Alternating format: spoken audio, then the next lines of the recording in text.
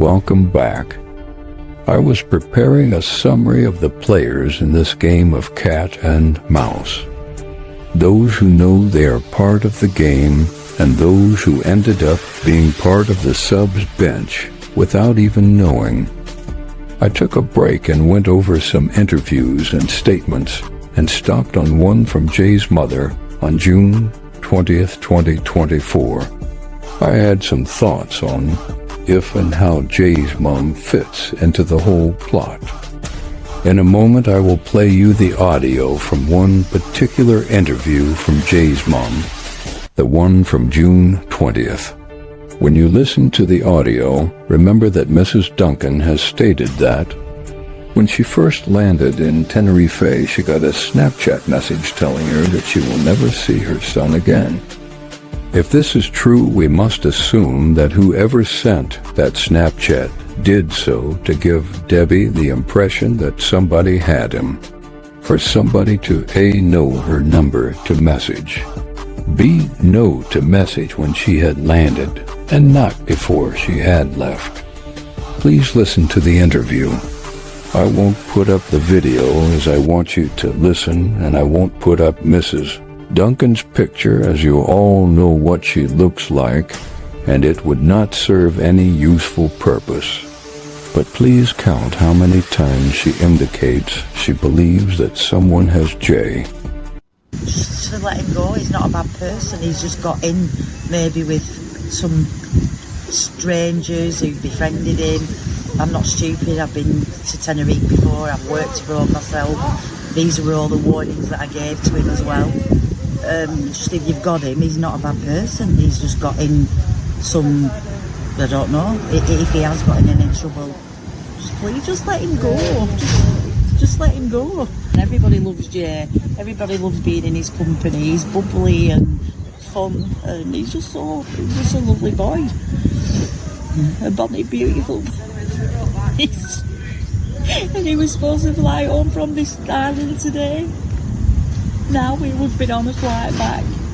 Feeling, has somebody taken him? Has he just panicked? Where am I? You know, they've been in high spirits, they've been to an event. You know, has he just thought, right, I need to go get back down to civilise it? But there is people up there. Why has nobody seen him? You know, there's tourists up there. It's a climbing, you know, it's a hive of activity at 8 a.m. in the morning. And the search, we know, is going on again today. Yeah, will you be taking part in that? I can't bear to see where he could be, like, just lying there somewhere. I can't bear it. I don't have the strength to do it. But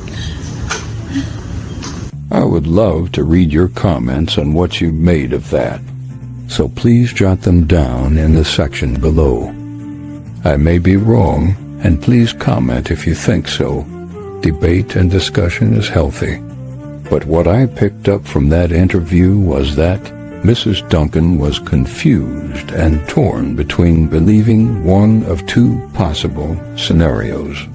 I do think that at the time of giving this interview, she thought both were viable.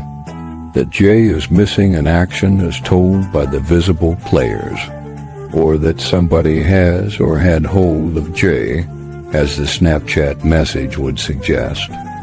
I think at this time, Mrs. Duncan was a worried mother who was hoping for the best and fearing for the worst. I think that when she landed, she was in a vulnerable state and was easily manipulated into thinking of bizarre possibilities by whoever had retrieved her number from Jay's phone. As we have mentioned motivation and purpose in previous shows, it may be a good time to ask ourselves, in this situation, what would the purpose of sending such a message be? What was the desired intention when Debbie read it?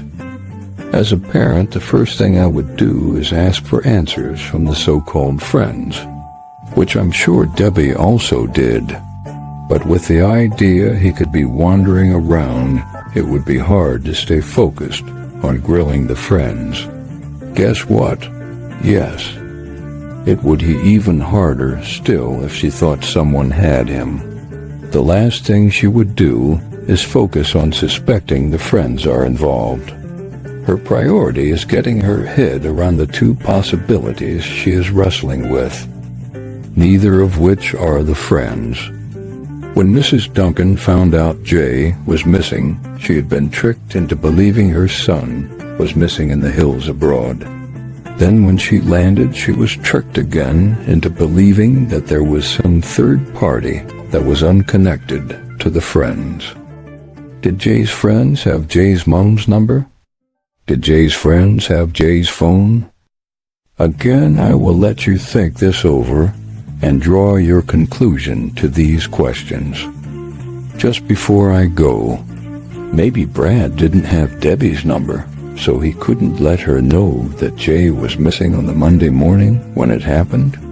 But if we are to believe that Rachel and Debbie, the respective mothers, are friends, why did Brad not tell his mom to let Debbie know, as she had to wait until almost 2 days later to be told by the police? Did Brad not tell his mom that his mate had gone a WOL? Or did she have a reason to keep it quiet? I don't know.